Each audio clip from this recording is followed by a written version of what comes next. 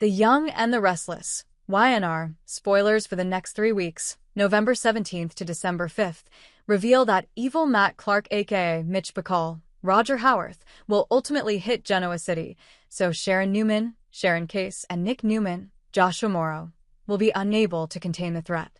The week of November 17th to 21st will bring Victor Newman, Eric Braden, in as backup for Nick, who'll need some help taking Matt down. Nick will do some investigating and try to score enough dirt to put Matt in his place, while Victor plots against him as well. Sharon will have a bit of a freak out when Matt shows up at her hotel room, but she'll gather her courage and take a firm stand against him anyway. As for Noah Newman, Lucas Adams, and Sienna Bacall, Tamara Braun, it seems they'll find themselves held hostage together thanks to Matt and Detective Burrows, Matt Cohen, upcoming moves.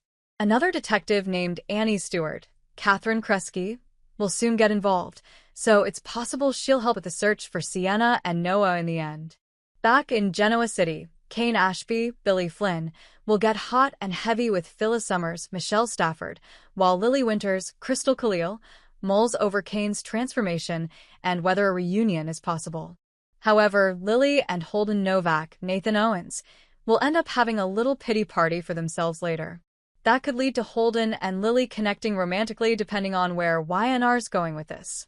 Regardless, Holden will feel caught in the middle of Claire Newman, Haley Aaron, and Audra Charles's Zuleika Silver feud, which will bring more fierce warnings and a sneaky plan from Audra soon enough. Next, Christine Blair, Laura Lee Bell, will get ready to walk down the aisle as her wedding to Danny Romalotti, Michael Damian, begins on November 21st. This two-part ceremony will continue on November 24th, so there'll be plenty of time for wedding day drama.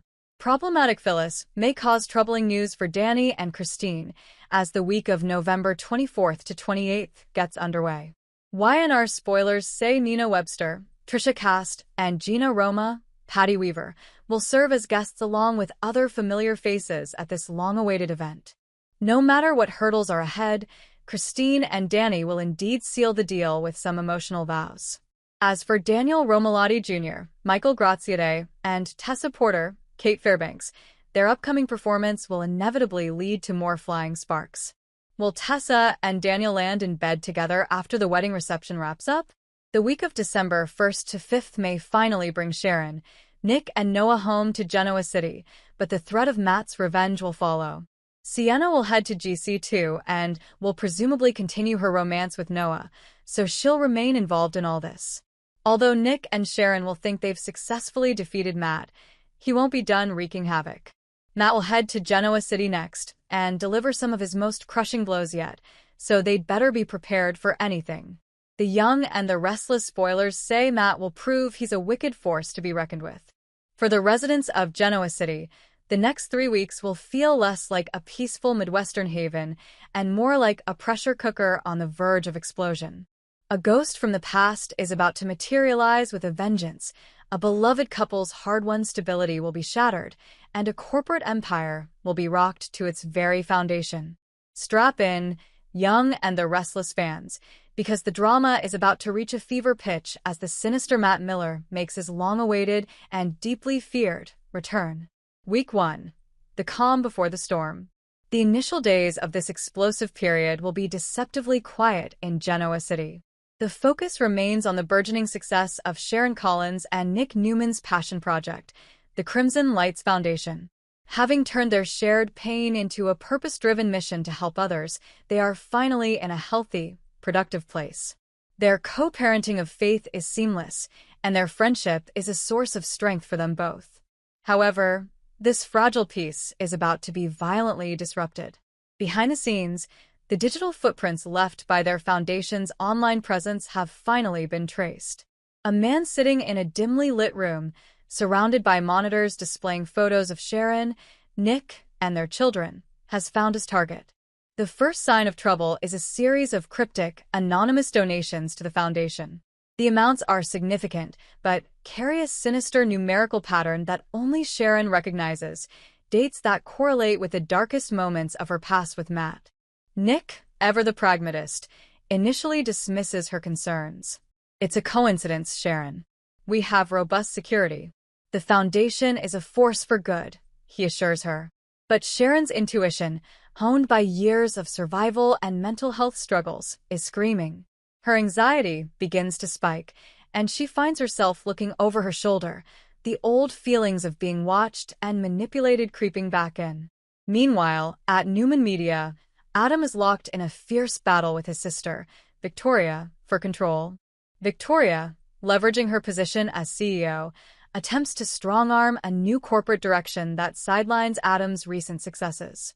Their father, Victor, watches the sibling rivalry with a calculated gaze, but even the mighty mustache will soon find his attention diverted by the storm gathering on the horizon. In a tense board meeting, a glitch in the company's secure server is detected, a sophisticated, foreign intrusion that leaves the IT team baffled. It's a probe, a test of their digital defenses, and the origin is untraceable. By the end of the first week, the anonymous donations turn into a direct message. Sharon receives a single white lily, Matt's signature flower, at the foundation with a note. A garden of good deeds cannot hide the weeds of the past. I'm weeding soon. The message sends Sharon into a full-blown panic attack. This time, Nick can't dismiss it. The threat is real, and it's here. Week 2. The mask of Matt Miller descends. The second week opens with Nick taking charge. He goes straight to the Genoa City Police Department, demanding to speak with Detective Chance Chancellor. He lays out the evidence, the donations, the lily, the note, and Sharon's history with the dangerously obsessive Matt Miller. Chance, sympathetic but constrained by procedure, explains the limitations.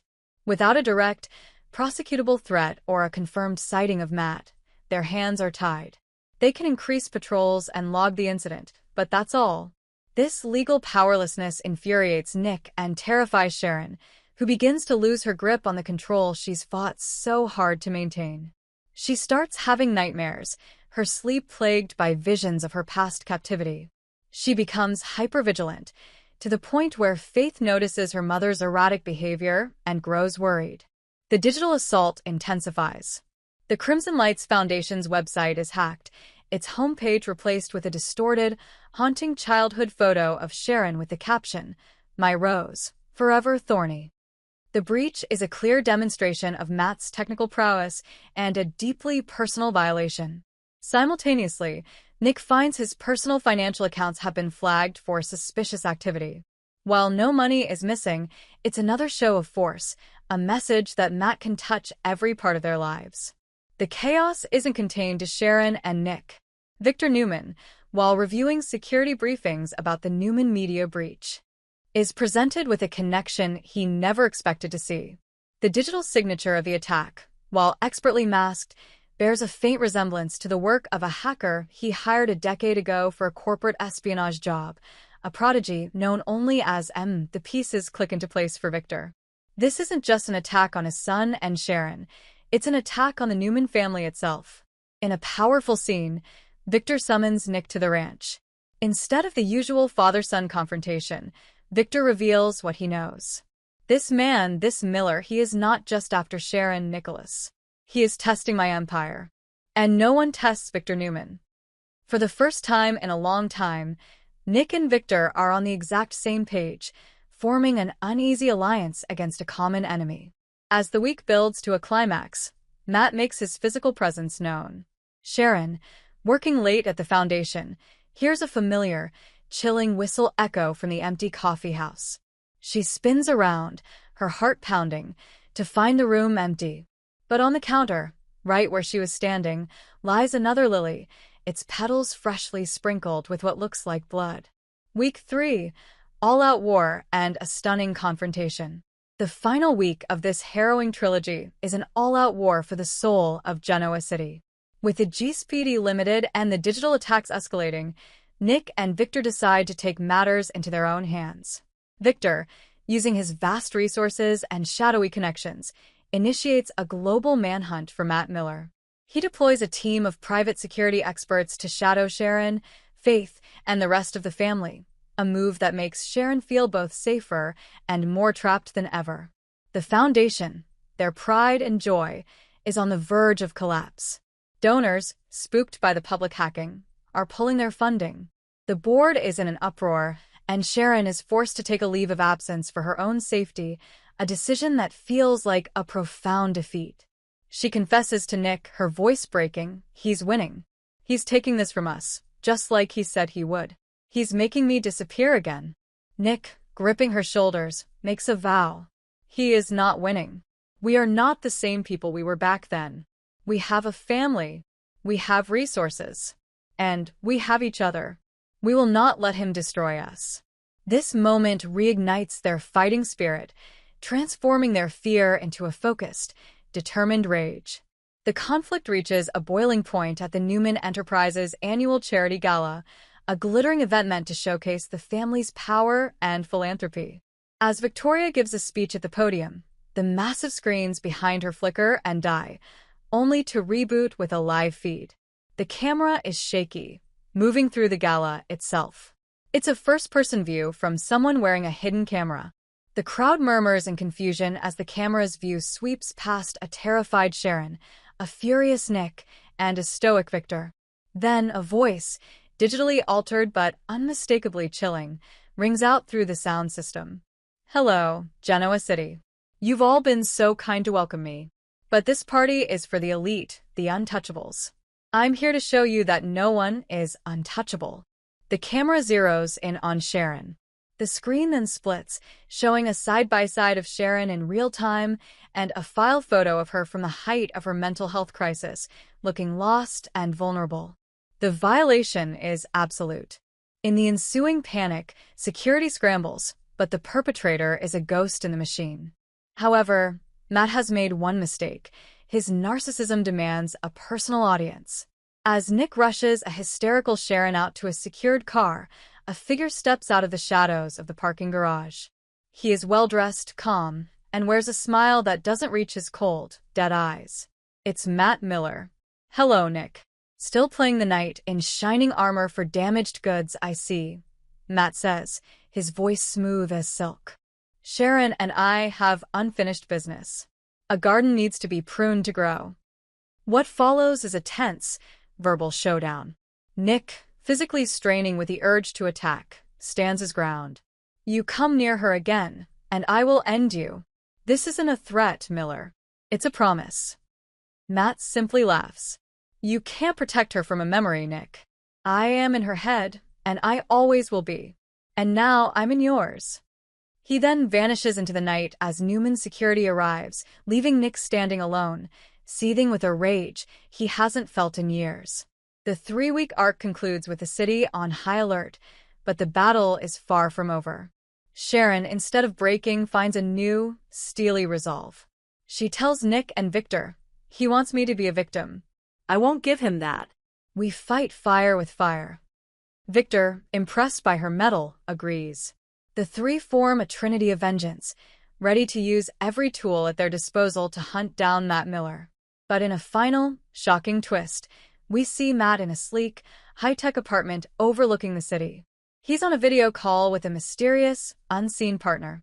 Phase 1 is complete, he says calmly. They're scared, they're reactive, and they have no idea what's really coming. The takeover of Newman Media is now inevitable. And Sharon, she will finally understand that she belongs to me. The game is afoot, and the stakes have just been raised to a terrifying new level. The Young and the Restless is about to deliver its most psychologically chilling storyline in years, and no one in Genoa City will be safe from the fallout. The Young and the Restless, YNR, spoilers reveal that Audra Charles, Zuleika Silver, may gaslight Claire Newman, Haley Aaron, into thinking she's going off the deep end. Will Audra's rival end up questioning her sanity, thanks to a new Claire takedown plot? Audra was furious over Holden Novak's, Nathan Owen's, decision to spill at least part of what happened in Los Angeles. Holden didn't tell the worst parts of the story, but he did tell Claire about the stolen cashier's check drama and stirred up some trouble for Audra.